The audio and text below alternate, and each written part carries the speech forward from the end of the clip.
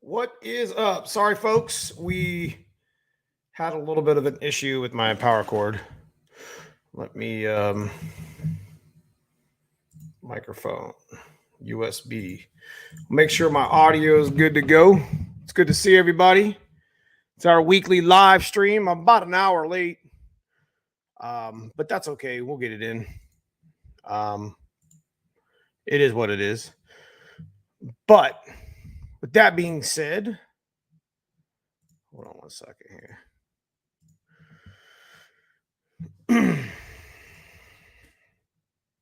Appreciate everybody for showing up.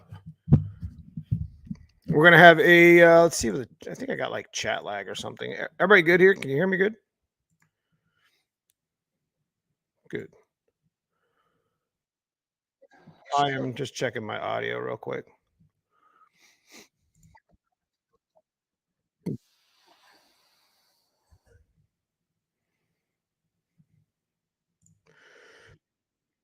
There we go. All right. Let me pause that. Okay. What's up, everybody? Good to see you tonight. We got a topic tonight, which you guys see in the thumbnail. Yeah, 9 o'clock. We're usually starting around about 8, but this last couple of weeks has been, just been, being crazy with us or whatever. So, what's going on, everybody in the green? Super Dave, good to see you, my man. Appreciate you. Jimmer Willie, what's happening? I shipped your banner out. You should have got it by now, maybe. Super Dave, I don't know. Maybe not. You got Dad's car in the back. Pretty cool. Yeah, we cleaned it up. We've been wanting to kind of mess with Dad's car a little bit more as of recently, but yeah. There's some things we want to do to the car still. But first things first, we'll get into some chat stuff. Big shout out to my channel members, and big shout out to Tremick McLeod, Stiflers, Team Z, Viking, MAF Racing, my man Hanlon at Hanlon Motorsports. All your Tremick needs. So we haven't really purposely denied, the content with Dad's car. Actually, Dad's been actually driving that car, which is really cool. And I think that's something that's, kind of important. We were going to take the driveline out of the car and put it in the coopty coupe or the hoopty coupe or the clapped out coupe, whatever you want to call it. But to be honest with you, I think that, we're going to hold off Cousin Paul's build until the winter, much like we're doing with the Trooper coupe. So we'll have 2 coupe builds going on during the winter. One's going to be more of a real budget build with just extra shit that we got laying around in the shop, which we've talked about before. It would be called the clapped out coupe or whatever you want to call it. We decided to do about, I don't know, 3 months ago or so. And then we're going to have the, I think we're going to go 9.5 deck on that with the 351 instead of taking Dad's car out and putting it back to stock or whatever. But with that being said, we got a couple things that we want to do to Dad's car since it's back here in the background. And I know you guys see it in the thumbnail. You're going to probably ask what's going on with it. Honestly, nothing's changed in a year. The car's actually needs, a cage or whatever, but it's a street car, like 100%. And it's kind of one of those builds that is, real budget, like GT40 stuff that I get a lot of questions with. It's probably, it's a flip piston GT40 motor that I did on the channel years ago. And the motor still runs, 65 oil pressure, still badass, doesn't make any noise. So, whether multiplicatively that flip pistons worked or not, I mean, it is what it is. But works pretty damn good with what we got going on. Anyway, I got this idea though with Dad's car is I got a couple of extra ECUs for the shop. I got everybody knows it's a speed density car. So since it's a speed density car, we got a couple things that we had in mind to do with something. I'm gonna show you guys something. Been on the channel long enough, you know what this is, or shit. If you've been in Foxbody genre long enough, you know what the hell this is right here. So what we're gonna do, I got a spare A9L from the white car that the ROM's got to be fixed on it. So I don't know This is going to be our computer for Dad's car, and we got this old. Y'all remember that? Hail to the yeah. There's a part number on it. This is a MAF air conversion straight out of Ford Motorsports. So they used to offer these a long time ago. It's an adapter, and it basically, clips in here. Whoops. Clips into the, your mass air computer and converts the harness over to mass air. So, yeah, pretty nice little piece. Adds mass air without having to cut into your harness out. Anyways, I think that's where we're going to go with Dad's car, because Dad expressed interest about, he's been driving it all year, which makes me super happy. Like, he didn't drive at all, but it's still in turbo form. I haven't even put the H pipe on it or the Y pipe on it, but I'm going to put the Y pipe on it. I think I'm going to put the mass air conversion, mass air computer in it, bring it to the channel. We're going to tune it up a little bit to like 400, 450 wheel, because he was complaining how the way we got it set up is on speed density turbo. It's not really good at, we jacked the fuel pressure up and messed around with timing, but that's not really efficient. That's something that you would do back in the 90s before tuning actually came out. And that's kind of the reason why I did a lot of content on it. I think now we could mess around with the converting it to mass air and with the extender with old school tech and tuning it a little bit, because I've already got a value file that I got hundreds of files from my old cars that were built just like it. So, I'll probably be able to plug in an old tune from a long time ago and it'll work really good. So, we'll do that intake. There's a couple, like I said, there's 2 videos I'd want to do, or a couple of videos I'd want to do with Dad's car, and, converting it to mass and getting a little bit of a tune in it. So, because he complained about it stalling at a red light, which is kind of typical for a car that loads up on, it's not very, tuned very well. So anyway, that's kind of the update with my dad's car. He does drive the shit out of it. I had to clean it though. He hasn't been cleaning it. I'm real picky with my wheels and keeping the car clean. What's up, Gabe Large? Good to see you, my man. We'll get into current events here in a second. I gave a shout out to my members. I gave a shout out to my sponsors. I appreciate you guys. We have, what are we going to talk about tonight? I know I'm late, but we're going to talk about shit until we're done talking about shit. You know what I mean? Not worried about it. It is what it is. So let me bring that picture up for myself. So on my thumbnail, outside of, showing my dad's car off, what would you change? You see in the thumbnail, we're going to go back 30 years. We're going to bring up the whiteboard and we're going to go back 30 years. And, we did this live stream, I don't know, about a year or so ago. And, it's always relevant to bring old content back and talk about it with a larger audience or people that may not have seen that last live stream. So, we're going to bust out the whiteboard and we're going to go down the list, and you guys are going to be, this is going to be a collaboration here with you guys here on the channel. And we are going to talk about some shit here, have some fun.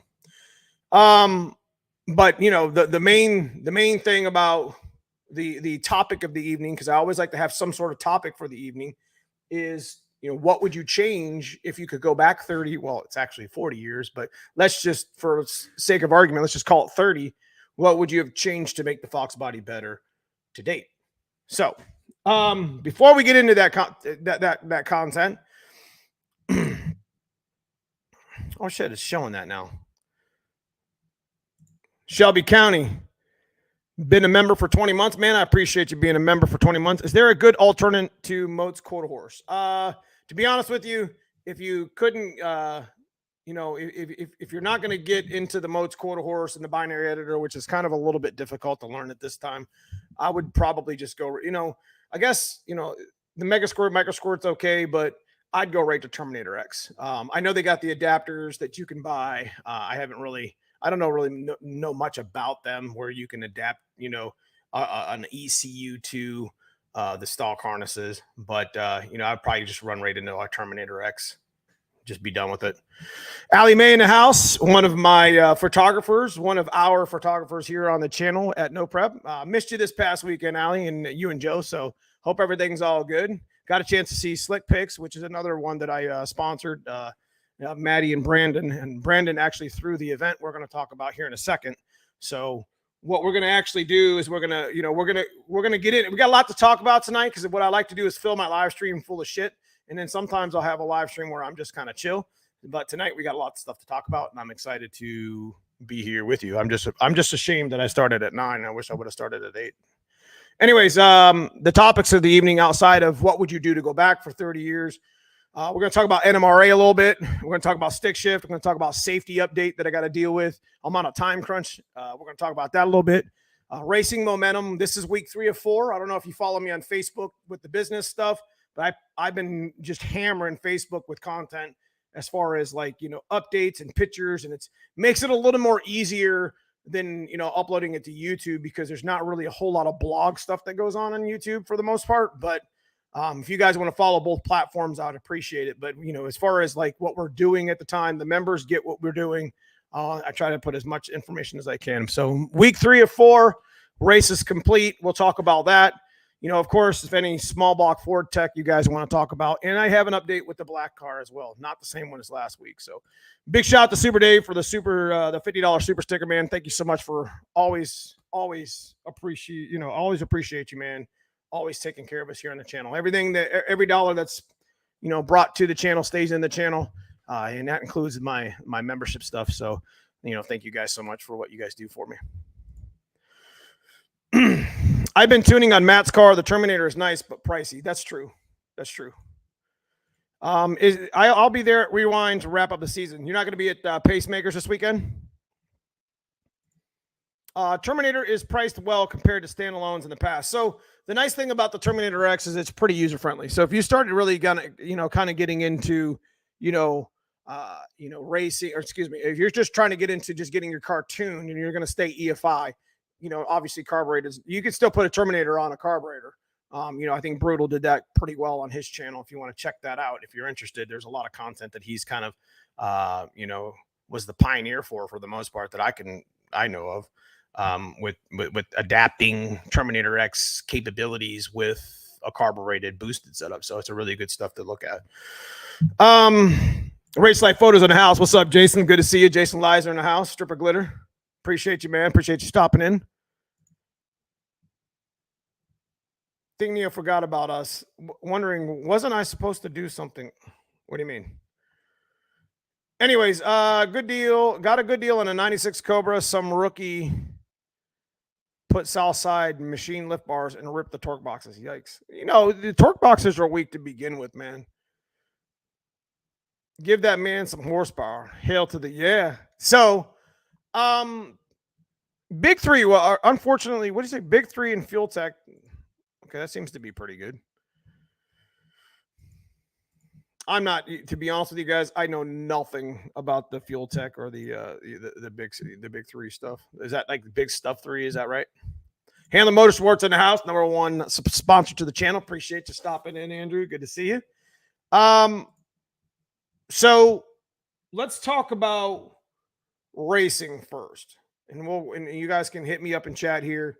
We're going to continue talking, about Dad's car and what's going on. And then we'll get into the topic in the evening.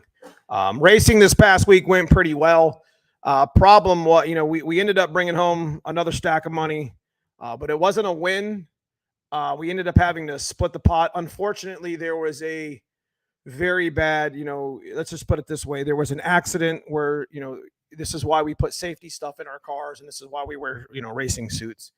I don't know if I can actually bring that up or not, but I can sure try. I don't know. I don't have it. I have to download it, but yeah, there was a pretty bad accident second round. Long story short, there was a stoplight, no prep racing. And I tell everybody, this was week 3 of 4. The first week was Magnolia. We raced at Magnolia, and we got put on the trailer in the semis. So there was, it was a good race, but we had just got the car out of the machine shop, literally with the heads and cylinder heads, and we haven't had a chance to shake it down at all outside of a little bit in the street. No excuse. I love racing, and if I'm going to lose, I'm going to lose by a fender. Second week was Lucky's, where we only had 5 cars there. Mags had 12. The second week was only had five cars at Lucky's, but there was a big arm drop that had like 20 cars at stick shift down there. So I guess that went pretty well. And actually the guy here in our channel, Gabe Large, won it. So big shout out to Gabe. Good job.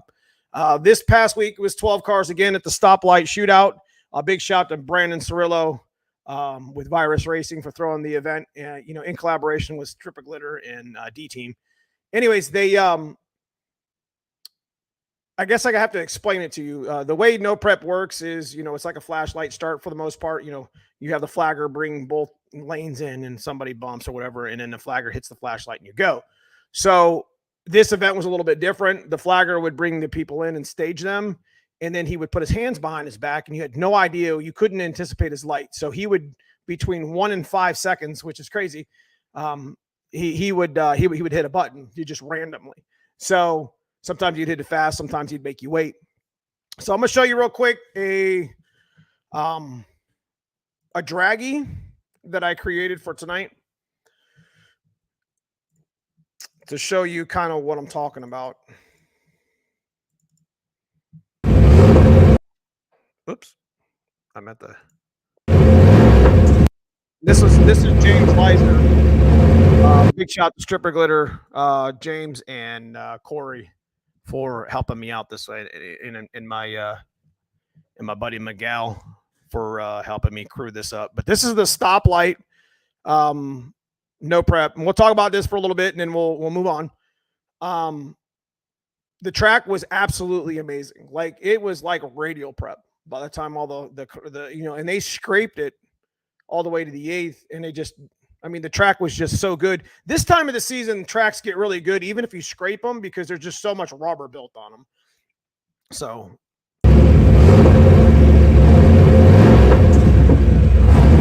he just staged me, and I'm waiting for the flagger guy. You can see the stoplight in the background. We actually had to hook this up in place of the tree. So this stoplight is red, meaning that we're staged. And the flagger has control of it to turn green, so it's really cool. This is kind of a flagger. He brings me in, he actually hit our light.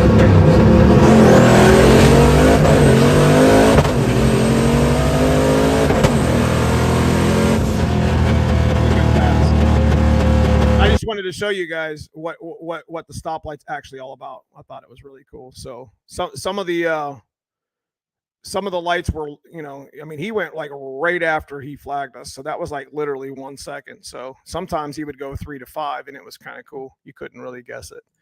I wanted to show you guys that.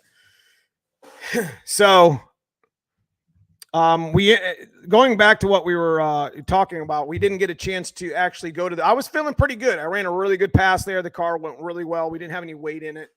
The track was there, and usually the track's the biggest equalizer with no prep and stick shift racing. But for once we got to get down the track without having to worry about a lot of weight and worried about a lot of track problems. So we just kind of let it, let the tune hang in the wind, and that's exactly what it did. So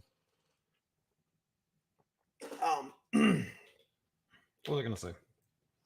So we were feeling pretty good. I drew my buddy Cody the second round. I was excited to, race my buddy Cody Hartman, who has the 1,000 horsepower SN95 427 blower car, super fast car. I was really excited to race him, but unfortunately, for the gentleman driving the hood, Detroit Hood TV, coupe, he ended up smacking a wall, actually smacking them both, and drug a bunch of stuff across the 8th mile area, and the car pretty much burned to the ground on the track. So hopefully he's okay. Prayers to him. He got out of the car, everything was fine. Safety did its job. It was in a ball of flames. So at that point it was like 10 o'clock. They did clean it up really, really well, but at that point the dew started setting in, and that's one of the problems in Ohio, in these northern states. You start getting into September, October, You start getting past like, 9, 10 o'clock, you're going to start seeing a lot of dew on the ground and dew in your car, and starts getting a little bit unsafe. So about 11:30, 11:45, we decided to go ahead and just split. Big shout to Brandon Cirillo for, he got $1,600 on the top of the pot, plus, it was 1,200 with the, with the people that were there. So, we ended up, racing down to 6 and splitting it. Not what we wanted to do, but me and Cody and Chris Markham, one of the guys that raced with us, we wanted to race. So we said we didn't want to, because they asked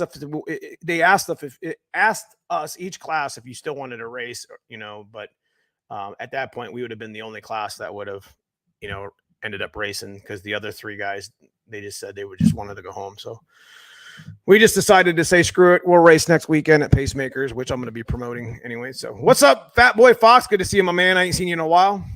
Can't wait to see some of you guys at Bowling Green. Hell yeah, man. So that's what brings me to NMRA. We'll talk about that real quick. That's on the thumbnail. I got to do a safety update. I'm in a crunch time, because in order for the white car to actually compete at Bowling Green in the stick shift division, I got to get a shoot on, because I've been procrastinating. I haven't really needed it, because I haven't been 135 plus in the 8th or whatever the IHRA rule is. I got to get an engine diaper. I got to get a battery shut off. Some things that can only take me about a weekend. I got my license, belts, and everything's SFI. I got the suit and everything. I'm good to go 850s. I think we're going to put our other turbo on I told you guys about. So kind of left that one out for a while. Yeah, because it's a quarter-mile track, and I can quarter-mile the white car right now. I haven't changed any of the gears or anything. And I don't want to be honest with you, the way the stick shift, the stick shift division works, they go by the True Street, the True Street average, because we just went 30 miles this past weekend. We did like a True Street thing at stoplight, so it wasn't the same ones that we do with D Team. It was kind of a little bit of a different flavor, same kind of sort of setup, but we had to go on a 30-mile cruise, and it was wonderful, whatever. But I had to do that again for True Street, and I got to go on a dot radial tire. So I figure I can make up, with the recent additions to the car, we can make up some horsepower with the bigger turbo. Looks like you were getting down pretty good. Yeah, the front half of the, my car really, really likes front halves, but, everybody's probably does. There was a lot of bogging. A lot of people, turned it up too much and blow the tires off, whatever. But somebody said that they had went. Now, whose K member is back there looking to start this rebuild? That's my K member for the coupe. Trooper coupe this winter.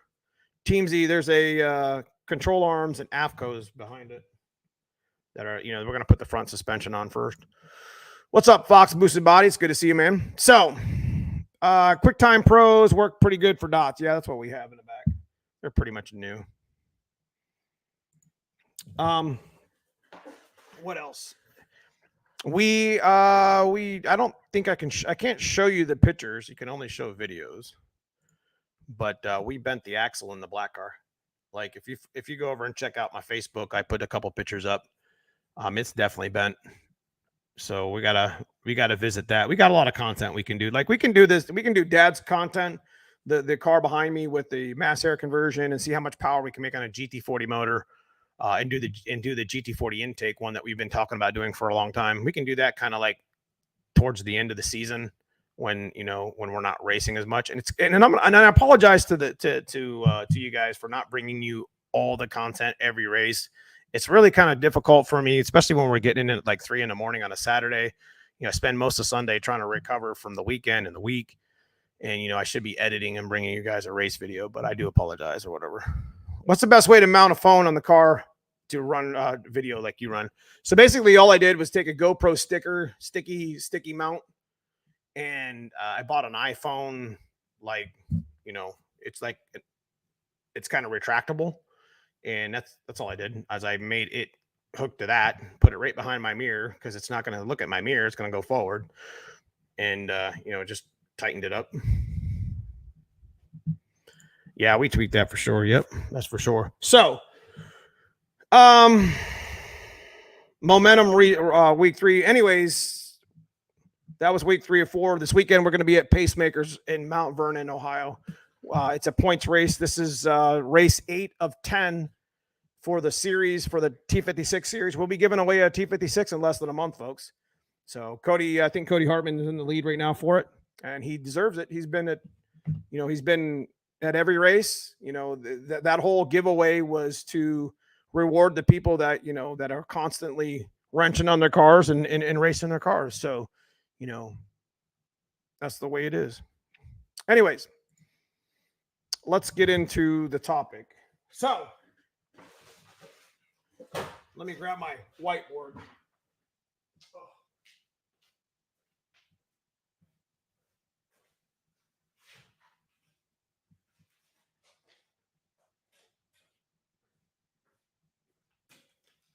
So we're going to make a list.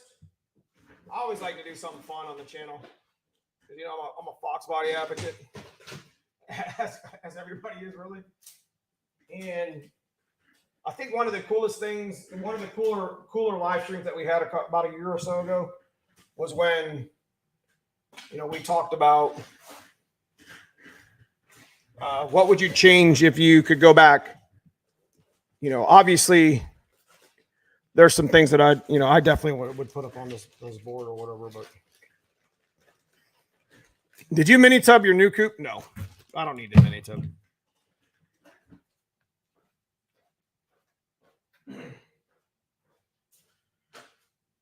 Anyway, so here's the question in here. And I always like to do an interactive live stream. Like I said, we talked a little bit about what's going on the channel. We'll keep you guys updated. You guys got any tech questions, just hit me up. You know how it is. Anyways, you can go back 30 years. What would you change? What's up, Timmy 2 Hours? I see you. I don't think I even need brake cleaner.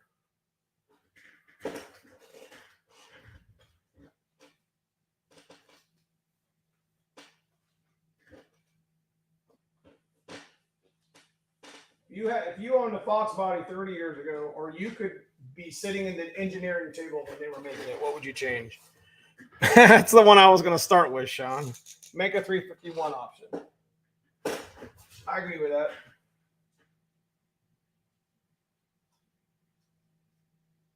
I am 100% behind that. God dog it. Can you see that? Or is it like, there we go. I got new LEDs in my shop if you didn't notice. Put a 351 in T56. T56, I don't even think T56 was available back then. No red interior, that's not going to happen. Make tilt, okay, I like that. Make tilt standard. Tilt 79 to 93. That's cool. That's a damn good idea. 5 lug. Hell yes. Now don't get me wrong, man. We've been fast and we ain't, we messed around. We messed around and didn't find out on 4 lug, let's be honest. We never really had a problem with it, but the wheel selection, I mean, what are you gonna do? Put tempo wheels on? Come on. Talk to me. Yeah. 5 lug.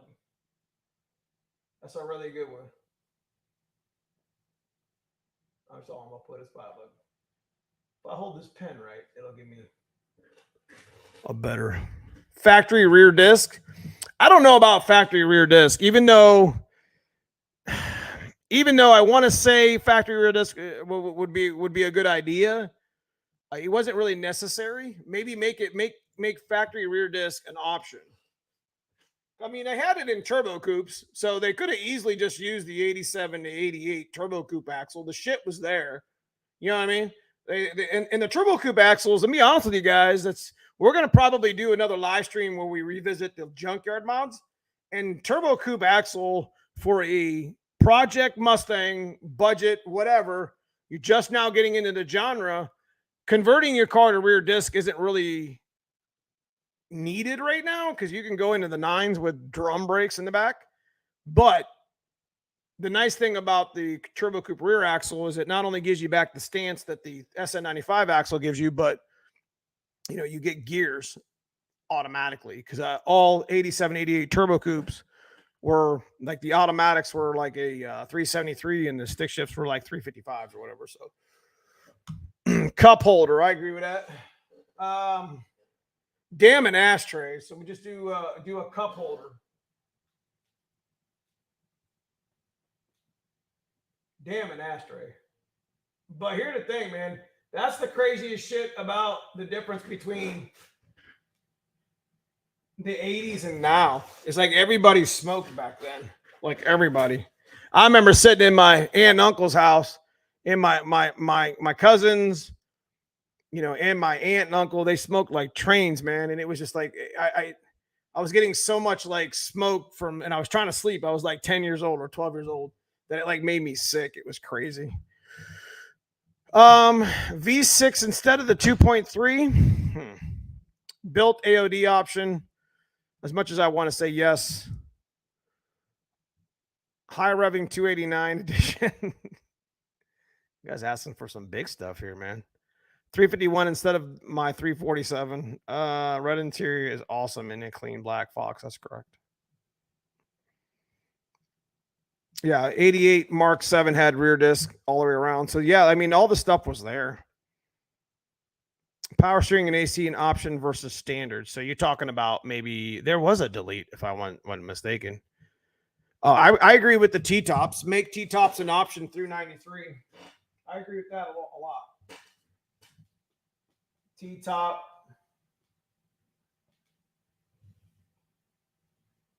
Through 93. Number 6. Oh, man, I'm terrible at it. I want to turn so I can actually write on it. I still smoke. Ain't nothing wrong with smoking, man. I ain't knocking it. As you're saying, there's a lot of people that, back in the day that, smoking was normal. Like, you could smoke anywhere for the most part. Old school. What else? So 351 is an option. That's huge. That would have opened. Imagine if we would have had 351 as an option. Now, I'm pretty sure that a couple of the rare cars came. Which one was that? A Cobra R came with a 351 in like 94, 95 or something like that. I don't remember. That's why I love SVOs, that factory 5-lug and rear disc. Yeah. No, I like the sunroof, Jimmer. I mean, kind of. Tilt 79 to 93, 5-lug, cup holder, T-tops through 93. That's all y'all got. I'm going to go with a better headlight design. Now, I think one pieces would have worked if they were done correctly. I really don't like the headlight design. I don't know. Let me rephrase that. Back in the days, it was okay to smoke in the car with the kids. Yeah. Subframe from factory. Better framing. Yeah, I think there's a reason why they left that unibody. Even though it would have been a good option, it would have had to have been something that would have done extra. You know what I mean? Subframe, as well as the Celine. That's what I thought the Celines have. Better frame and better lower control arms and slightly beefier torque boxes. Subframe connect. Rear end gear selection. Yes. Good one. I think they should have made, on top of the 351 option, I think they should have gave an option for a gear selection. You know what I mean? So you should have been able to at least choose 355s at a minimum. Because let's be honest, 355s with a T5 is pretty rock solid. So I like that. I like that idea. Who was that? Jimmer. Rear gear choice.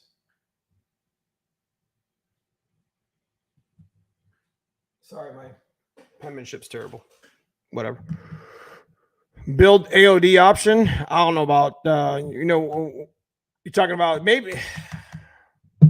I don't know if there's much you could have done with the AODE, to be honest. A built one, then you would have had to ask for a better T5, which drag pack would have been cool, but that wasn't a thing at all. Higher Mafia. Did I freeze? Did I? Went good, right? Rear gear choice. I do like that a lot. I didn't even think about that. 5 lug's a big one.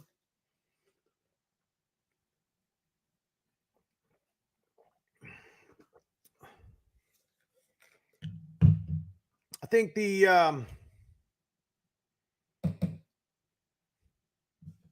AOD was a consumer product to send them out to everyone. I think the convertibles should have had the styly bar. For you know what I'm talking about. I think that should have been pretty standard, or a version of it. You know, it would almost been like a safety thing too that would have helped. You know, if something were to fall in a car with the top up, you wouldn't completely crush the car. So I think a styly bar. You guys know what I'm talking about? I don't. I think it's what it's called, right? Roll. It's not a roll bar, but it's like a styly bar. You know what I'm talking about? Verts. I mean, they sold a lot of verts, so I mean, we got to put them in our discussion here.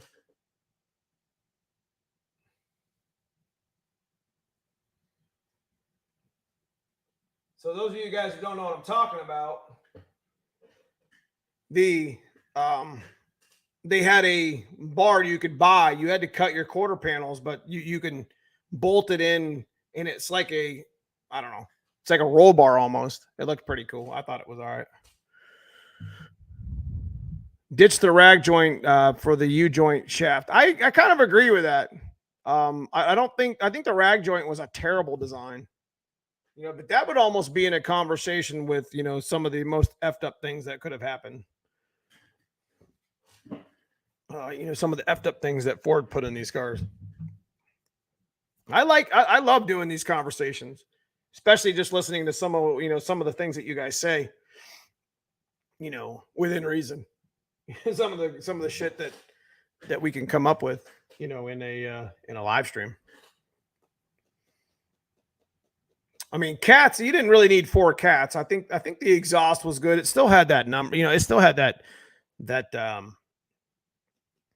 definitely still had that rumble to it.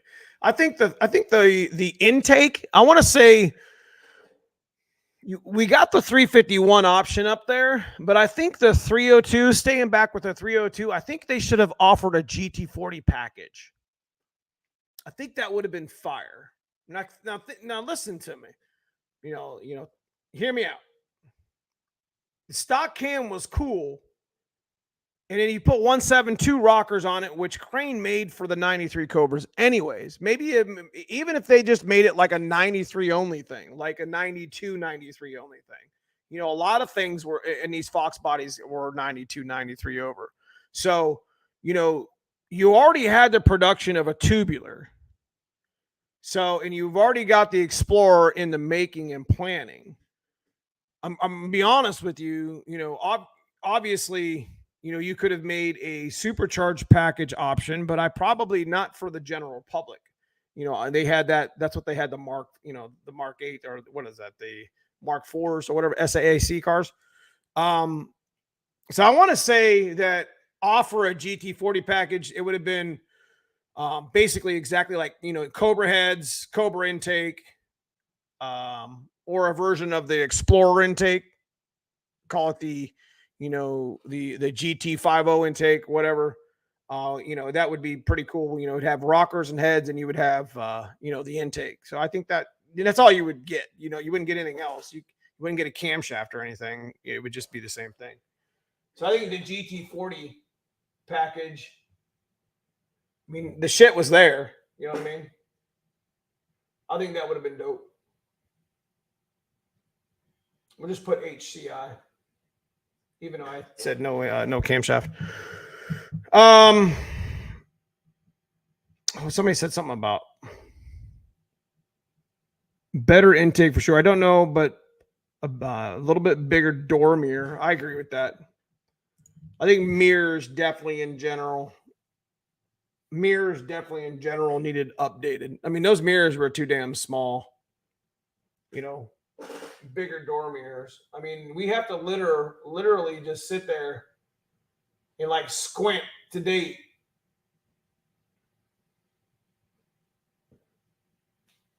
I agree with that. Bigger. I'm sorry if I write too damn small. Damn it. Sorry.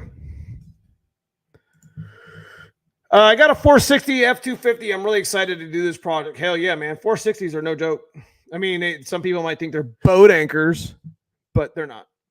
I feel like Ford put some resources in the Explorer. I agree with that. Like they knew.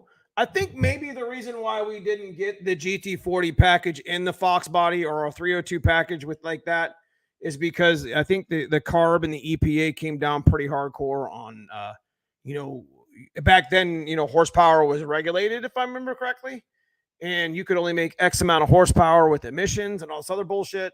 So, yeah, I think I think they were pretty limited on what they could do. As of to now, you know, if Fox bodies were being created now, you would have all kind of cool shit going on, in my opinion.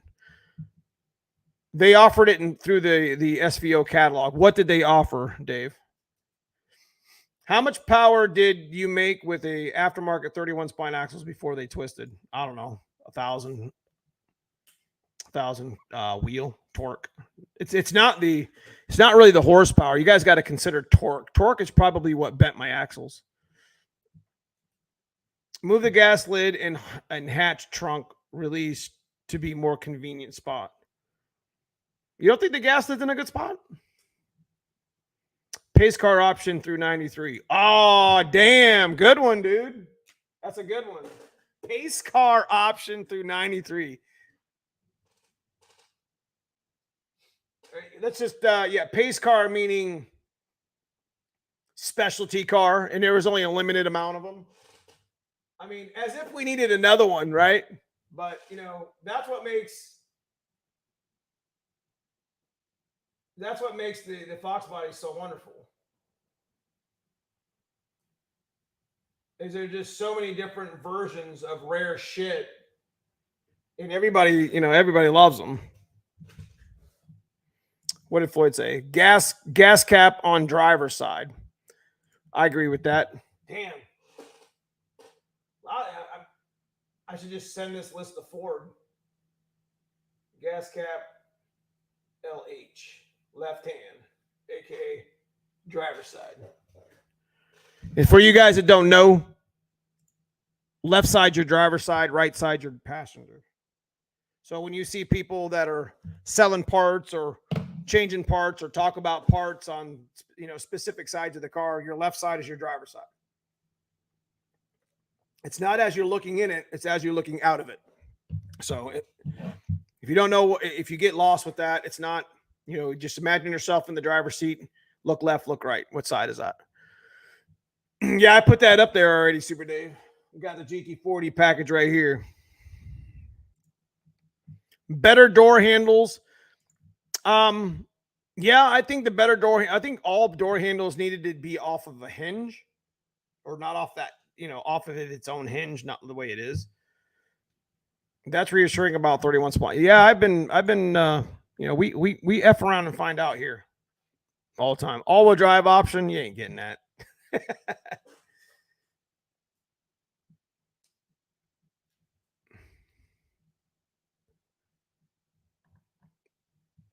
Did anyone see the first concept 93 Cobra that had twin turbo 351? Ooh. I don't think a power adder should have been added as an option. I think it should have stayed, you know, I think all Cobras should have came standard with a, I don't know. I think Cobra should have had a 351. They should have had the Lightning motor. I mean, I said it. I said what I said. I really think that all Cobra should have had the Lightning motor. I think it would have been a better setup. I don't think Cobra should have made a little bit more horsepower than, you know, factory Fox bodies. I think Cobra should have been a lot more horsepower than factory Fox bodies, and for good reason. You know, you had your, you know, 351 Salines and stuff like that, but like that 351 9.5 deck that whole Lightning motor should have been in the 93 Cobra, like it was in the in the Lightnings themselves. I mean, at least made the option. You could have made a whole run of them. You could have made, you know, 4,000 Cobras that were specific covers and specific colors or whatever. And what is it like, 13 or 1,500 of each color. So you could have made 1,000, just a straight 1,000 of a, Calypso green or, the titanium frost or something like a specialty Cobra with black wheels, and could have had like a 351 in it. You know what I mean? It would have been cool. What up, man? Gears, good to see you, my man. Made it to another live. Hell yeah, brother. One of my oldest members on the channel. Yeah, but they offered it in the 95R package. Yeah, I mean for like the 93 Foxbody. I think, to be honest with you guys, I think Cobra should have been offered more than just 93. I think the Cobra should have been offered at least a couple more years in the Fox in the third, isn't it third gen? In the Foxbody plat. I mean, they had it at 79 to like 80, 82. And you just lost it. At 87 to 93, there was only one Cobra, and that was probably one of the more popular Fox bodies. Factory aluminum dry shaft would have been nice. Yeah, I agree.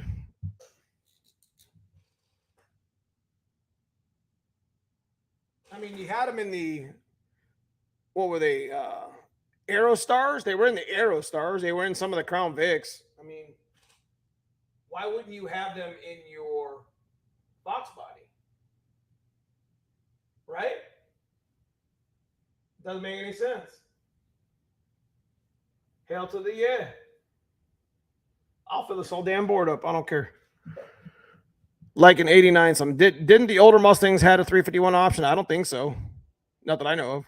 A better GT 350 model. There we go. Now we're talking some cheese. GT 350. Let's just put GT 350 model as just one of the cars. I think GT 350 model through 93 and Cobra more than 1 year. So we'll kind of piggyback those two together. That's pretty dope. Aerostar all-wheel drive. Yep. Driver option. Take them out of an Aerostar. Convertible Cobra. Yeah. So we're going to add that right here. More than 1 year. And we're going to add, we'll add that by itself. A Vert Cobra. I mean, obviously LX and Coupes. The LX hatch and LX Coupes were obviously the more affordable options of Foxbody Mustangs, you want to call it that way. So a Vert Cobra would have been definitely an option that would have been cool. And these are some good things, man. That's why I like interacting here on the channel with you guys. I mean, we talk some shit, we have a little bit of fun. It's a Foxbody channel, so I mean, I'm pretty passionate about this stuff. I really like talking about it. This is like, I like to look at our live streams. This is like just kind of hanging around like at a show and bonfire or something, and just, having a couple beers or something and just talking some shit with some friends, That's the way I look at it. It's pretty cool. Let me check my audio. I really like talking about it. All right. Moving on. I think I got chat lag. Wiper blades on hashbacks. Okay. So correct charging systems. What happened to my chat? I don't know why the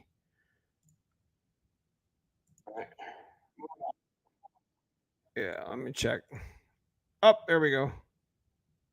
Like I use StreamYard. It's a third-party streaming software. So if I go to my live on my actual tube channel, it's up to date. It's pretty accurate. And then sometimes I lose the chat. So my bad. Correct charging system would be nice. I don't think they really thought we were going to do what we did with the 130 amp stuff. I really, obviously they corrected that. There's a lot of things they corrected in 94, 95, IAT being one of them. You know, a lot of sensors were removed because they didn't make any sense. You know, the computers were better to tune with. I mean, I could talk, you know, back and forth about it all day, but um, yeah, I think the headlights. I think the headlights should have been not 6 piece. I really think that they should have just made them a 1 piece. But not my hear me out. I think that the lights should have been a 1 piece, but they should have still had the contour of a 3 piece. You see what I mean? I mean, I get the whole wanting to be as adjustable as possible, but now there's something to be said about what Tip did on his channel when he was messing around with Shitbox Fox, when he was messing around with 1 piece headlights, and he cut along the body line of the hood and the bumper. And like at that point when he did that, like it just kind of dawned on me, like, holy shit, that doesn't look very bad. You know what I mean? And it wasn't a 1 piece, because I think the 1 piece just it breaks up the contour of the front end. You see what I mean? So like you got your hood and you got that line on your hood that you like to keep straight with the line on your front bumper, and it follows the contour of the car right there in the corner. And I think the 1 piece kind of takes out that whole scenario. Whereas if you had like, you know, if the middle and the main light were like 1 piece and then you had that break, you see what I mean?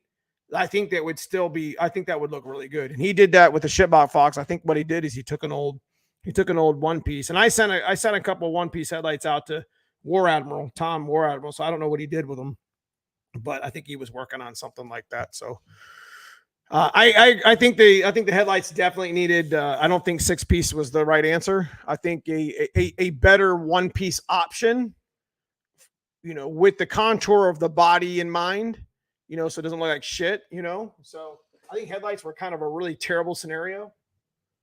So I'm just gonna put better headlights.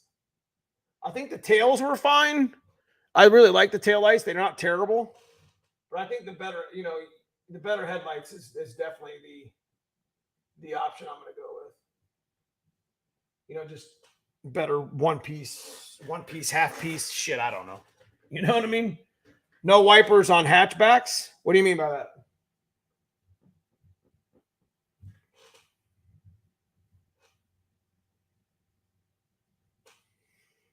Replacement seals for quarter. Okay, so you mentioned that earlier. So what do you mean by that? Replacement seals, you talking about the rubber?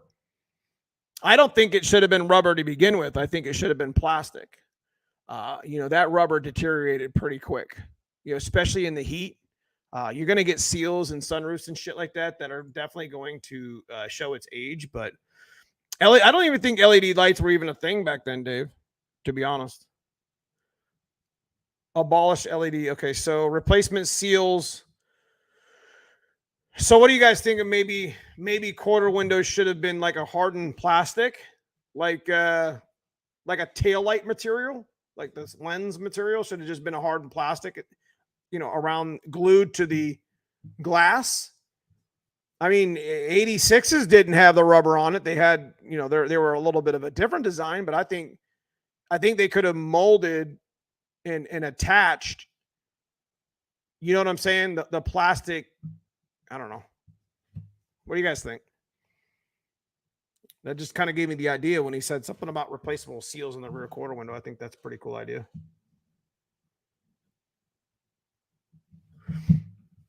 Better rubber or something. So, I mean, how do you deal with it 30 years later, though? I mean, obviously, there's things out there that you can do to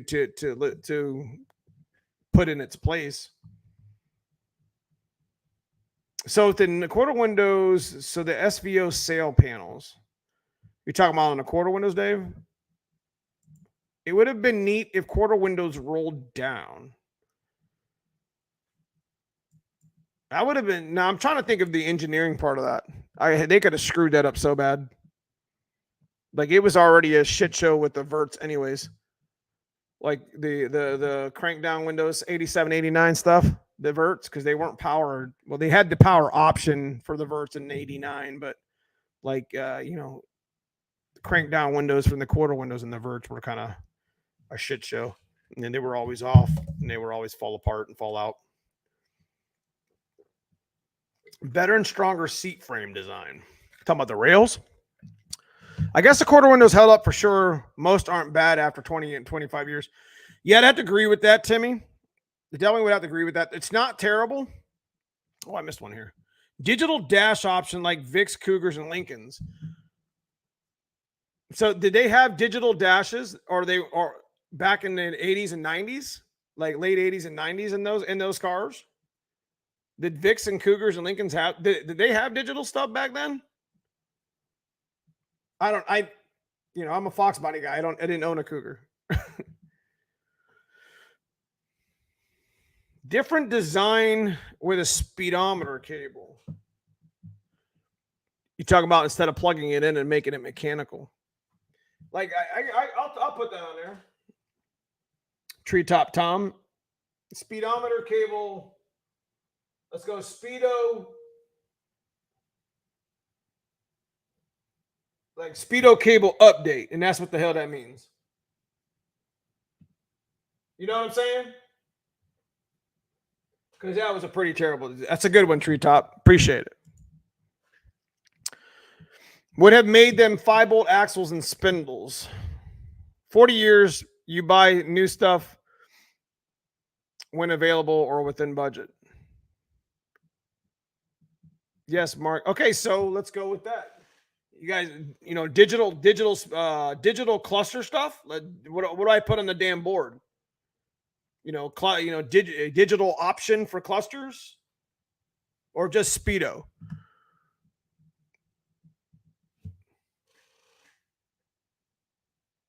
Digi cluster. That's all I'm gonna put. That's a good one, to be honest with you. And that shit, that's something you learn. I mean, you don't know until you speak with like-minded people. I didn't know that shit was digital, to be honest with you. Keep the 86 quarter windows with sail panels from the SVOs. You talking about through 93? I kind of like the quarter windows in the coupe and the hatch. I think the 86 ones weren't bad either, but I didn't like that. I didn't like the louver. I'm going to be honest. Yeah, TJ, they were heavier too, though. Okay. So as far as wheels were concerned, turbines weren't terrible. Yeah, they suck. That's not a lie. 10 holes. I mean, for what we have options now for, but those 4-cylinder rubber wheels were absolutely atrocious. Oh, you guys know what I'm talking about? I think there were 14s. They actually made a rubber wheel. Like I used to use them in my demo. I used to demo, I would make a Foxbody. I would take a Foxbody shell and I would make a demo car, and we'd have a little bit of fun with it, and we would repair it every so many years and reinforce it or whatever. But we used to use those damn rubber wheels with like tractor tires. It was crazy. 93 Cobra wheels would have been my fave. So I think the pony wheels were pretty fire, but I think the like the Cobra R, like a 16, like a 16 Cobra R, like, I don't know, rep sort of like, or like, what? Which one was what car was it that came out with the Starfish wheels? Those were fire, like for being a factory wheel. And I know they were 17s or whatever, but you could have made it an option. Was it 99 and up GTs? Is that right? 90, or was it 96 and up? Was it a 96 option? You guys know what I'm talking about by Starfish, the 5 lugs or the 5. They look like Celine's, but they weren't. Yes. Good shit. Odometer that went past 100K. Damn. Hell to the yes.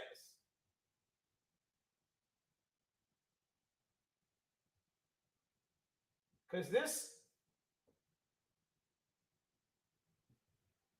this guessing bullshit with the 5 digits is dumb. That's a good one, Fat Boy Fox. Hail to the year. Gangster lean. I'm going to be honest with you. I think the seat, I've taken seats apart. I really think the update on the seat would have been a lot better, to be honest. But They did a good job. I mean, the seat was nice. It was built nice. They just didn't weld it right. Like if they'd have just put one damn support beam in there, it would have never had a gangster lean problem. I mean, as far as the actual construction of the actual, seat, it was pretty good. Hydraulic clutch. You think so? I at least made it an option. I don't like hydraulic clutches either, but now let me correct y'all. There was a New York passed a law in the late 80s and 90s that all cars it was all whatever had to be a 6-digit odometer. I don't know if you guys knew that or not. So if you happen to see a 6-digit 7, you want to count the 10th or whatever.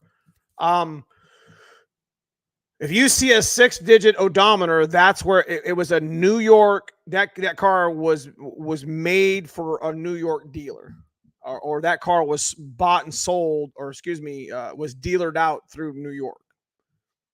And I'm 98% positive on what I just said, because I've owned, I don't know, 15 or 20 of those odometers, and I thought in New York they passed a law, and I don't know, was it in Cali? Was it same with Canada? Oh, you're damn right. So it was Canada, Cali, and New York. I had no idea. So the 6-digit odometer was there. It's just they was too lazy to put it in the other cars. I don't know why the hell would you build 2 different clusters? Why wouldn't you just update and build there forward? Like if that was in the 89, if that was in the Canadian Cobra, Canadian build plant, whatever, why wouldn't you just build it forward? Why would you build 2 different clusters? It doesn't make any sense. We'll put 20 back up. Let's just do plus Cali, Canadian, and New York. Hail to the yeah. Never knew about the odometer. Yeah, so you learn something new all the time. There is 6-digit odometers out there. I didn't know Cali was involved. I knew Canadian ones did. They actually was measured in kilometers, weren't they? Instead of mile an hour. Yeah, bro. Never knew that. So there was, I think I have one. I'll show you. I think I have it. Somewhere. I mean, I don't know if it functioned or not. I don't know. I can test it.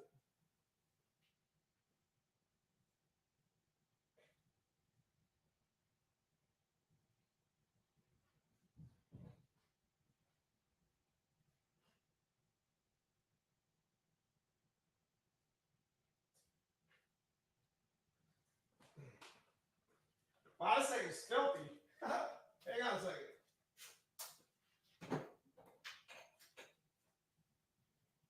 That's really what this channel is all about, guys. Foxbody shit. Talking Foxbody shit with Foxbody friends. You know what I mean? So,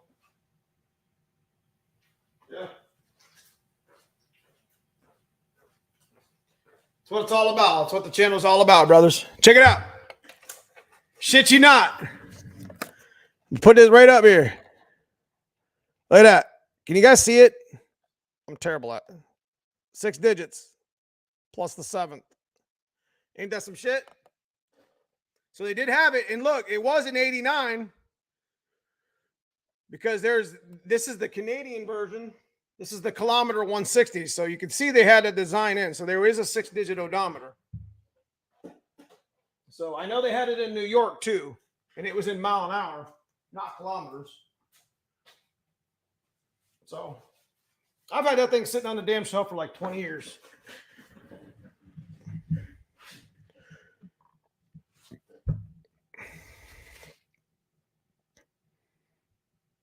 SVO seats.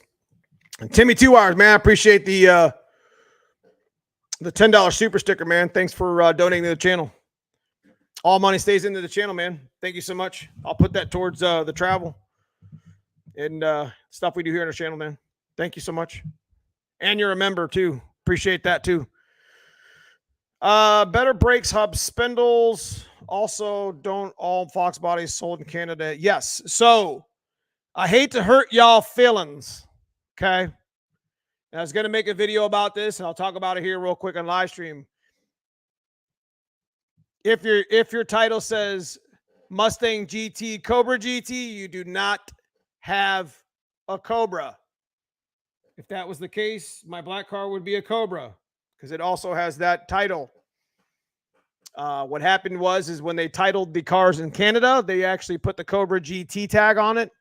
If you actually look at a real Mustang Cobra title, it says Mustang, Ford, 1993 Ford Mustang Cobra. It doesn't say Cobra GT. It doesn't say Cobra Extra GT, this, that, the other. Let's just put it this way. If your 8th letter over and your VIN code is not a D for Dan, then it's not a Cobra. If it's an E or an A or an M, then you have a 4-cylinder or a V8. So that's just the way it is. True story.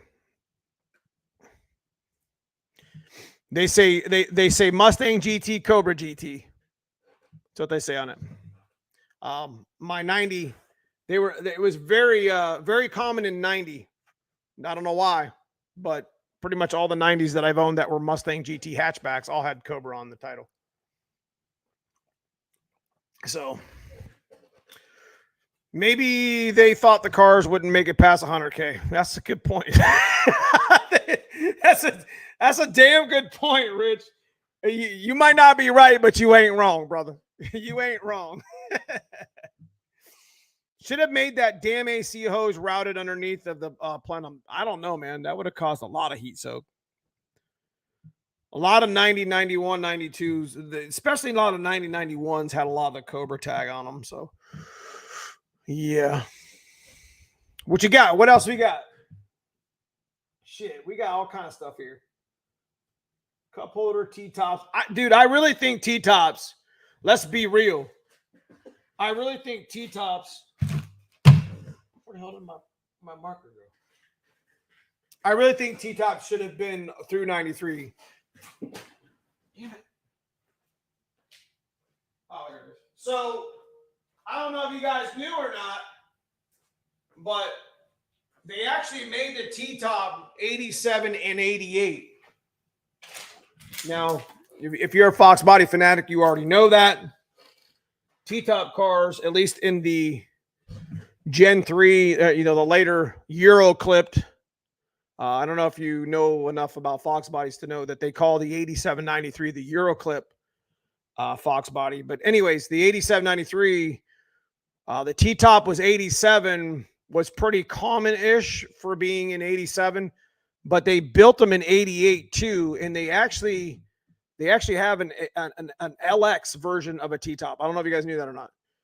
In the 87 to 93 versions of cars, Euro clips, whatever you want to call. So, I don't know if it was a structure issue, to be honest with you. Cup holders are up there, Fat Boy Fox. I don't know if it was a structure issue, but it was a something issue. Then why did they sell 250,000 of them prior to 87? You know what I mean?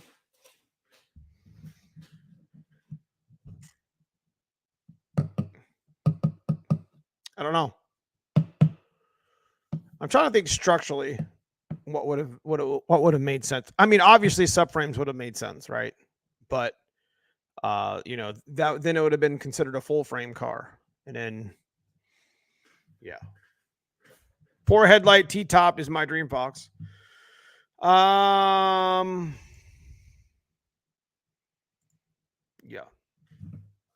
I parted out a 88 LX T-top. Yeah, so did I.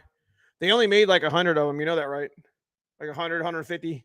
There was very few limited quality LX T-top cars. And it was only an 88. I don't know, something like that. I mean, you hear stories of shit with production numbers, and you don't really believe them all. You know what I mean? Is what it is. That was crazy. I actually had a 6-digit cluster when we were just talking about that. That's dope. Better headlights, speedo cable update, Digi cluster. Digi cluster, I think, is a big one. 100K odometer like Cali, Canadian, New York, in a digi cluster, at least whatever. I really think GT350 model should have been one of them. 100%. They made it what, 83, 84 or whatever. They should. Could you imagine an Euroclipped 8793 or like a 90? What GT350 model would have been great in 90. What is that? That's a 25th Annie. That would have been perfect. That damn year, half the damn harnesses in that car just for that year. The engine harness, the the headlight harness, the body harness, just in they didn't have they didn't have an armrest. They had a delete. There was a number of shit. 1990 was the first year for black interiors, so they had the insert. They had the fabric tweed insert that was removable on the door panel. They changed that in 91. Yeah, there's a lot of 90 was the last. It was the first year for black interior, but it was the last year. They actually in the coupes. I don't know if you guys knew this or not, but in the coupes in 1990, they actually used velour black seats. I think in 91 as well. I think it's only 90. So, the 5.0, they didn't get the coupes didn't get tweed seats in their 5.0 versions until like 91. Everything was velour, which is like the 4-cylinder cloth or whatever. So how about not putting matte pocket? I think there should have been. I think the matte pockets should just it's just a terrible design to begin with. They should have just deleted them. I mean, all you find in that shit was old gum and gum wrappers anyways. So, I mean, I don't know. Yeah. Matte pocket. Put it in a damn glove box. If it was a matte, I don't know. Better roof support for the sunroof hatchback cars. They actually have a lot of support up there. I don't know if you've actually had your headliner off. I think the sunroof cars. I think sunroof cars should have had a better headliner. I said what I said. How many headliners you seen in a sunroof car just completely destroyed?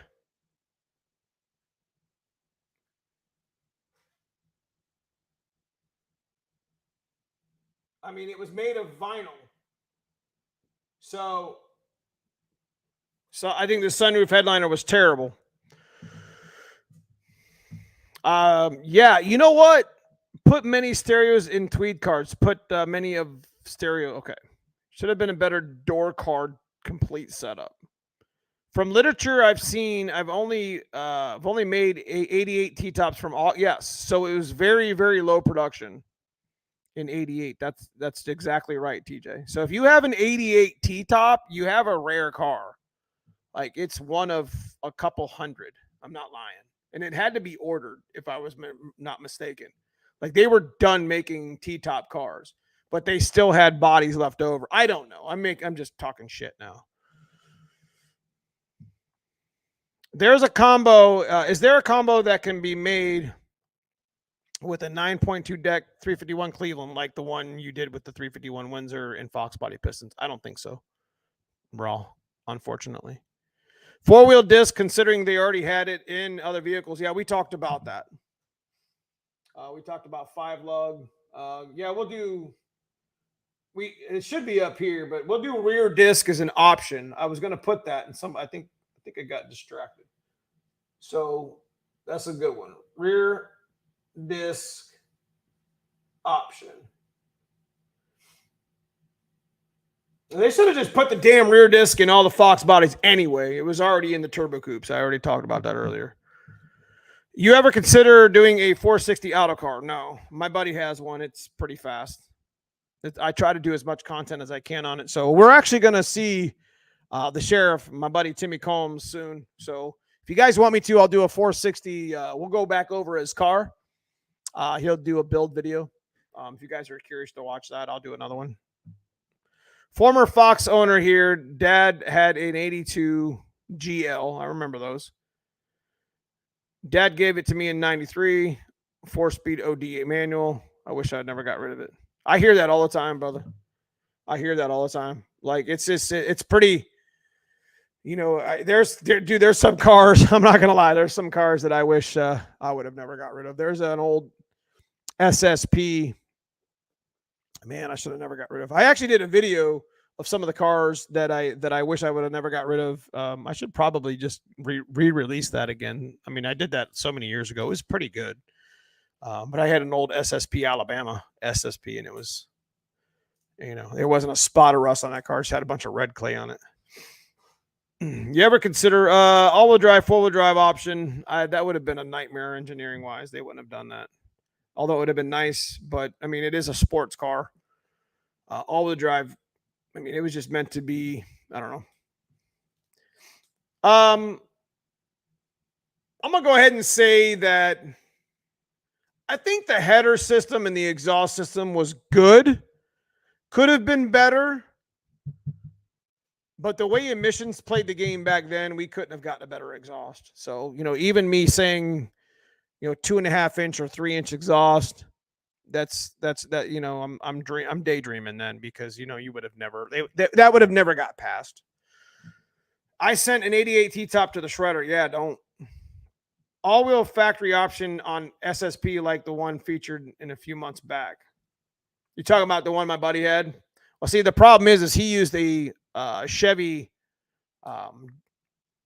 differential or transfer case to make that work. Like he thought about trying to do the Explorer or one of the truck differentials, and it just didn't work.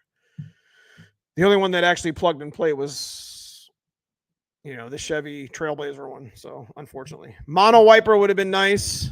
They way overdid EGR. I mean, they were back in the day. They were under they were under very strict monitoring for what they brought. I mean, you could not go more than 220 horsepower or some shit back in the 80s. It was bad. Like they were like, don't even think about making horsepower. And it was just like, and then I think it was, I don't even know what year it was. Maybe somebody can chime in here on the, comments or whatever, even after the video. What year did they, I think it was 2007. I don't know why that number sounds familiar. Did they release, or the factory requirements for horsepower were no longer a limiting factor anymore? I wonder if they could have gotten away with better headers. Well, like I said, headers they did what they could with what they had. They knew that the exhaust was going to be restrictive. They knew the intake was going to be restrictive. The Foxbody cylinder heads are from the truck. I don't know if you guys knew that or not. The truck got the shitty short block, but the Mustang and the Thunderbird and the Cougar shared the short block. They shared the pistons and the rods and rotating assembly, and they shared the camshaft with the HOs. So, Floyd, I named that 88 Kenny you killed. He engineered it with the budget Ford has already with their Merkur. So, yeah, that's a pretty damn good list. I mean, without actually getting into like wiring issues, you know what I'm saying? Like, I wanted to make a list of what would you change or what would you have liked to have seen in our Fox bodies without actually getting into the list of, doing a list where it's like, the GT wiring, or excuse me, the GT headlight switch is a piece of shit. The AC wide open throttle switch is always burned up. We do those videos with hazards, in the Mustang. But this is just kind of like, this is like realistically stuff that could have happened.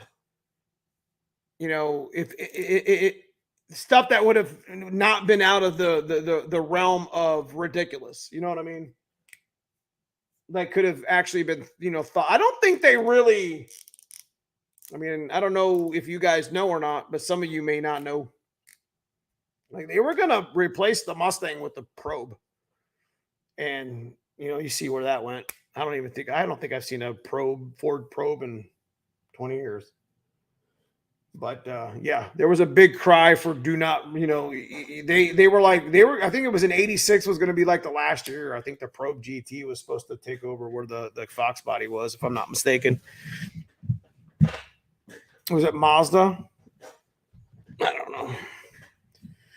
Yeah, the kick panel ECU could have been in better. I think that you know what I think that's a good idea.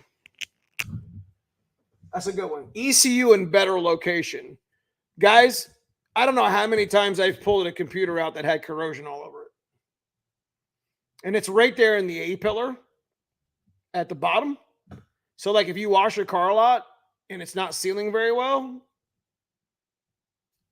you know, there that ECU relay and that computer legitimately should have been moved.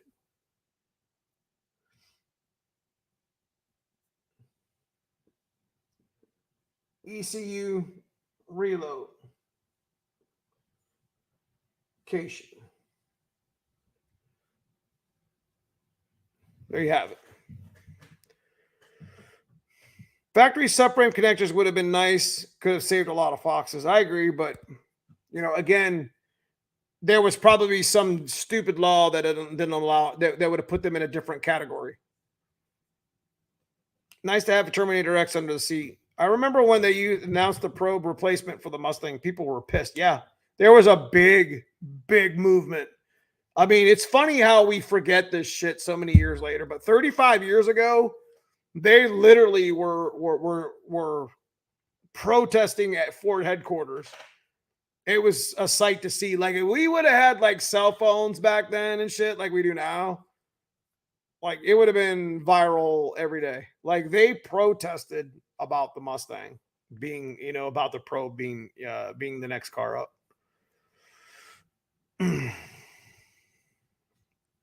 TFI, they were taking the Mustang and giving us the probe. All right. Jeez. Behind the center console, mounting the amp in the trunk. I'm 51, so I remember the probe bullshit. Yeah, so you know, I'm 46, so that was my favorite. You know, my favorite vehicles were a lifted S10 on a Blazer frame and a Foxbody Mustang. I like my IROCs though, man. Let's not lie. I like the teal, the 88 teal IROC, Chevy IROC Camaro. That was my first one. I didn't have a mullet though. It's a joke. So, yeah, I mean, I could talk about stuff like this all damn night. It don't bother me one bit. Talking Foxbody shit with Foxbody friends, just like stick shift stuff. My 87 beat a Probe GT back in high school. I actually have a 97 Jimmy. I got a T-top IROC. Dude, I love the IROCs. I ain't gonna lie to you. Factory IRS, I don't know about that. I think IRS should have stayed with Cobras. I be honest with you, I think Cobras should have had the solid axle option. Specifically, but not limited to Terminators. I think the IRS was a great design. The IRSs are badass, but I think they should have had it should have allowed you to have a solid roller or solid axle option in 80 or 0304, because technically Fox bodies run through 04. I have a 91 Camaro RS. That's is it teal or black? It's on me, so it's just us. What do you say? I want to do it. So that's what I want to do in a Camaro, like a like to the channel. I want 88, 89, 90. I want to do like an LS swap in a Chevy Camaro. Just kind of make it a nemesis. That's what the name of the car would be. And you know, I've always wanted to do a G body too, which was like a something like a Buick Regal. I take that back. If I had three cars, it would be the Monte Carlo SS, like the silver one, not the Euro glass one. It would probably be a 90, 91, 92 IROC. It'd probably be the teal one. Although, you know, the red and the black and the blue, they were all beautiful. But, you know, I'm not going to lie. I mean, it is what it is. LS Motors, I'm going to be honest with you, 2JZ. 5.9 Cummins, 5.3, 6.0 LS. They're all amazing motors. Love my 351 series. The Cleveland's a badass motor. I think the Windsor's an unsung. I just wish that Ford would have put the 351 in everything, in more shit. Like LS was in like everything. That's why you see a lot of LSs out there. And they came up with like factory aluminum heads. Bro. Like that's why they're so popular. Like that's not why, the only reason. The point is like, you know, LS is LS. It's a short block that is very familiar with 4.6s with aluminum heads on it from the factory. Like if you're familiar with the Super Coupes, the Thunderbird Super Coupes actually had a V6 3.8 that was pretty badass. They came from the factory with a supercharger and aluminum heads. And I mean, you could get 400 wheel out of those cars with a little bit of work in factory form, which isn't terrible. That's pretty good for back in the day. But, you know, 351 outside, I mean, I love my 9.5 deck 351. It's my favorite motor. But 2JZ, 5.9 LS, I mean, you can't hate on those things either. The LS is just a better built. It's just, listen, if 351 would have had even just a generic aluminum head, didn't even have to be a really good one like LS did, like that motor would have just, that would have been the Ford motor. That would have been the budget motor. And like, hey, you know, every Bronco and every, you know, F-250 and, you know what I mean? Those cars would have been sought after. You know what I mean? Foxes are my favorite. Don't get me wrong, guys. Small block Ford forever. But I definitely dig those motors. I mean, I have a 5.9 Cummins. I mean, I love my 5.9 Cummins. It's a good motor. 2JZ is just 2JZ, guys. Let's be honest. It's a badass motor. But I would never swap any of that stuff into a Foxbody. So let's get that straight. Wish the Capri, that's a good one. Wish the Capri would have stayed around longer. I think that's an absolute great. I think you're 100. Listen, I think the Capri was at its best in 86. You see what I mean? Like, I'm not, don't get me wrong, Ron Smurf. Don't get me wrong. I'll come back to the LS. Don't get me wrong. You know, I agree with what you say here. But, you know, I think LS is a great motor. But I would never put it in a Foxbody. So let's be real here. Because I can make good power with a 351 anyway. So I'm not worried about it. But I do think that the Capri should have came around.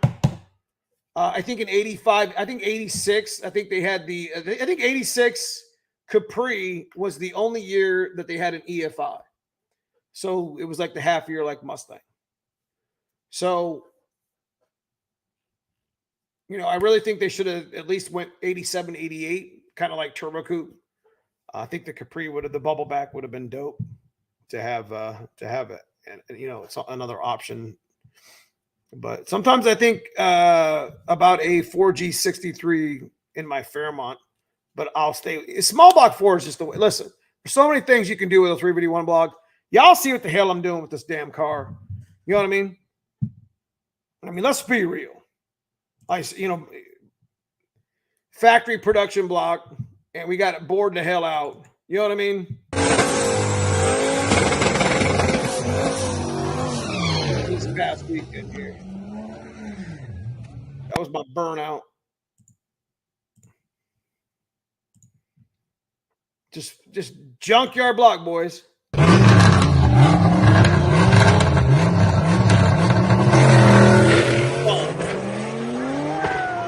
4 years. 4 years. Let's be real. Love my 351s. I'm late, but really busy at work. Foxbody, better, thicker roofing, sound deadening material inside the car. But yeah, I'll show you. You guys want to see it again? I forgot I forgot to show you guys that earlier when we. So I'm gonna bring you guys back. Hold on a minute. For you guys that just joined in us.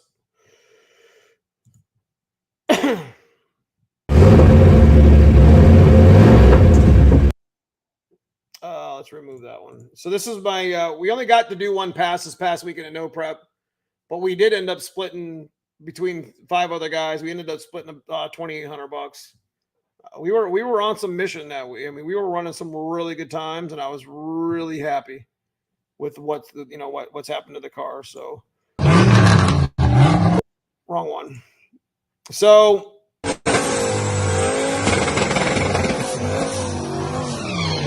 I mean, this track was tight as hell.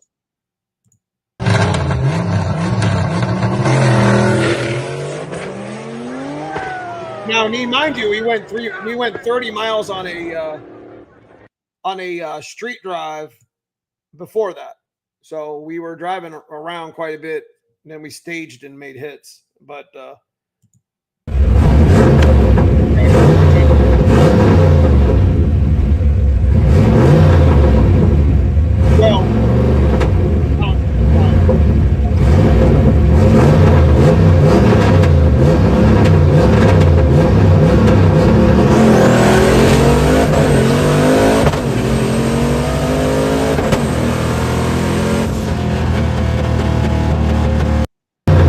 and for you guys wondering, this past weekend, this is what we were doing. The guy would stage us like no prep, arm pumps, staging for wave it off, and then he would hit a button behind his back, and it would happen anywhere between 1 and 4 seconds. So it was really cool. So you might be sitting there for a second or two, but it was just a stoplight. That's pretty cool. I wanted to show you guys that.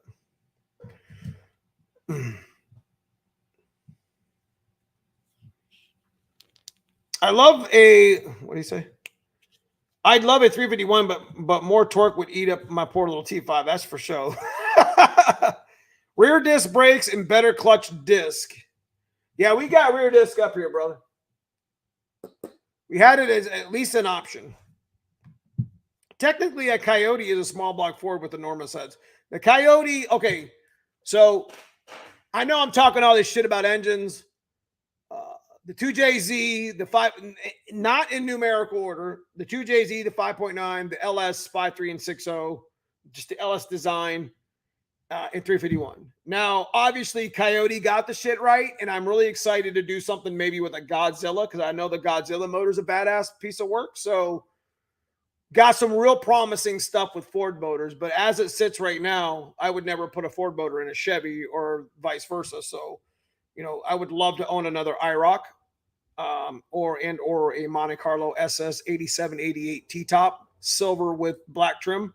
You know what I mean? So definitely would love to have the same genre of car that was basically the nemesis to the Foxbody in my driveway. It would be pretty cool, I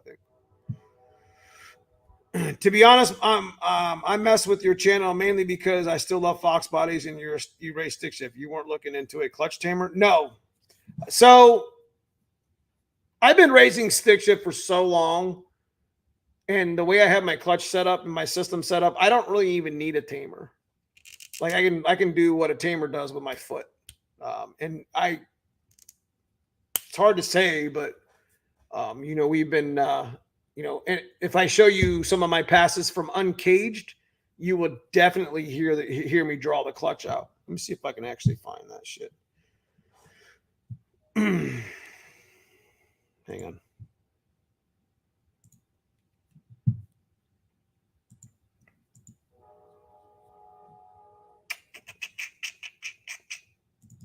Let's see if I can find uncaged. Uncaged. If I have the outside video, you'll hear me. Why I don't use a tamer.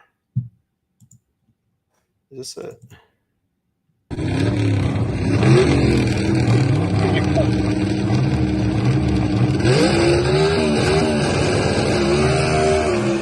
Okay, well, never mind. That was against a big tire car in the back half. Get it, yeah. So I ended up racing my buddy Mike Price. He's got a big tire stick shift sportsman car, And this is the back half of the Hebron. So I race front half and back half. So this is actually a really good draggy time for the back half. You wouldn't think it would. I had about 150 pounds in the back half. 200 pounds. I had it really see how slow I came out the hole. I just needed to make sure I got that hit. As soon as I got in second, I was gone. It was a good pass. Get it, yeah. Should have had a diesel Foxbody. Yeah, TKX over. What's he saying? I've talked to many. Okay, here we go. I've talked to many times. I've talked to you many times on the 5-speed TKO faceplate setup. I'm 99% sure I will go that route this winter with my Dart Ace SHP and my billet. If you're going to go with a 427, if you're going to stay naturally aspirated with that 427, trick flow, high ports, whatever, you should be okay with the TKX, because I'm going to be honest with you, that motor's going to make 550, 600 wheel on naturally aspirated.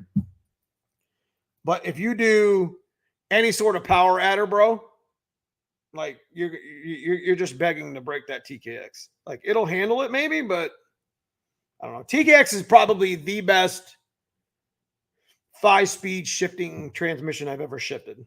There, I said what I said. Agreed. I mess with folks heads up when I can 60 foot better in their cars for their cars. It's seriously called driver mod. Either you got it or you don't. Dude, I appreciate that. Hell yeah, you were 100% correct, James. So, all right. It's getting a little bit late here. It's about an hour and 36 minutes in. I don't know. I appreciate you guys talking some shit with me tonight. Talking some Foxbody shit with Foxbody friends. Probably will release this whole thing tomorrow as like a video, because I think that's what I'm going to start doing. Is I'm going to start uploading my live stream as an actual video, because I think that's pretty fire to do, because, you know, live streams in a different algorithm than videos. So definitely give somebody a chance to watch it, even though it's long or whatever. But I was thinking about Handling Motorsports T56 Magnum XL with twin discs. So Magnum XLs aren't for Fox bodies. They're for like Thunderbirds and shit, and some of the other Mustangs. You would be wanting a regular T56 Magnum. XL doesn't mean better. It's just a different style. Does that make sense? So, and 700 torque is bullshit. They're rated much higher than that. And I mean, the same, I don't know about TKXs. I said what I said. So, anyways, if you guys enjoy this channel, consider subscribing to the membership. Check out the join button on the channel below. We got a lot of members. I talk a lot in the members chat. You know, every time I go to the race, you know, I'm always updating them on what's going on. So, you know, I try to give them extra content to the channel that I normally don't talk about or put on film. So the guys in green are my channel members. And, you know, obviously I want to give a big shout to my man, Super Dave, right here with the super sticker. He gave me a $50 super sticker tonight, and Timmy Two Wires as well. $10 super sticker. Dude, I appreciate you guys for donating to the channel, man. It helps me to do shit like we do on the channel. So my part number to my clutch is 6903. Is that right? -07 HD. I want to say that's right. 69. No, I got that wrong. Let me look it up real quick. 6907-03 HD. Nope. 6903-07. Nope, that's wrong too. What the hell am I looking at? What is the... God bless it. Hold on a minute. It's right here. I thought it was 6907.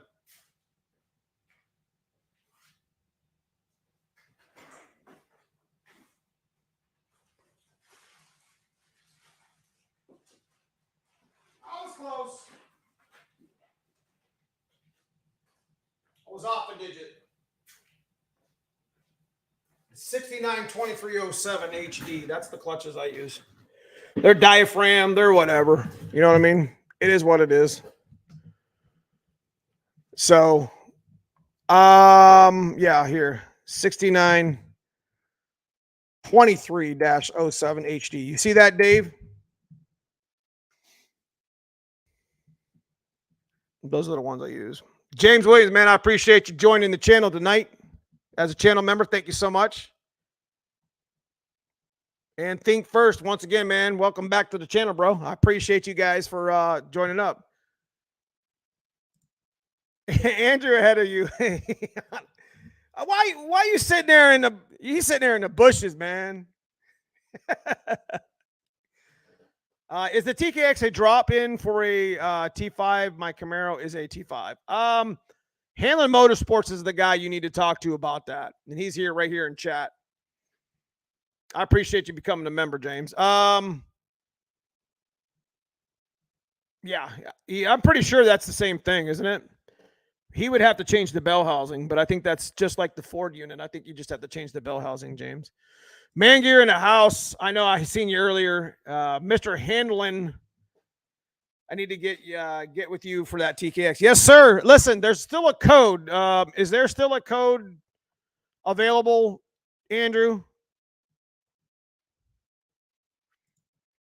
Shelby Company, man, or Shelby Company. My bad, dude. I'm messing with you. Shelby County, man. I appreciate the $10 super sticker, man. Thanks for donating to the channel tonight. I've been talking to him on him and Matt for tuning on my email. So, guys, if you guys are needing a little bit of tech advice or whatever, I always appreciate you saving it for the live stream. But Neo Mustangs at Hotmail has been my email for this channel for a long time, and we also sell merch through there. I know I suck. I should have a website up, so I do apologize. I rebuilt my T5 using Hanlon parts of T5. Look, I learned how to rebuild T5s through his dad. He had the CD, and I think you can still buy it. If you guys want to learn how to, no, that's cool, man, Gear. I'm just messing with you. If you guys really want to learn how to build your own T5, go buy his damn CD. It's like 3 hours long, but it's very meticulous, bro. So if you guys are going to do are interested in doing a T56, TKX, TKO, whatever, transmission swap, I got a code, $200 off, saves a little bit of money. You know what I mean? Those are really expensive swaps. So at least it saves you something. You know what I mean? I know that we've sold, a handful of people that were kind of waiting or on the edge of, whether to buy a TKX. Guys, if I'm not bullshitting you, the TKX is the best shifting 5-speed I've ever shifted. Now, T5 is a butter, man. Don't get me wrong. But nothing like the TKX.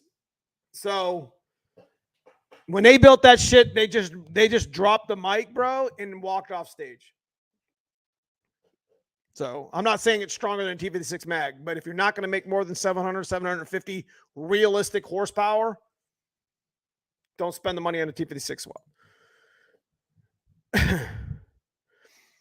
Yeah, that's cool, man. I appreciate you supporting the other channel too, James. I like to see all these green names in my chat here. Not even gonna lie to y'all. I appreciate the members being, sticking around. Here you go. Okay.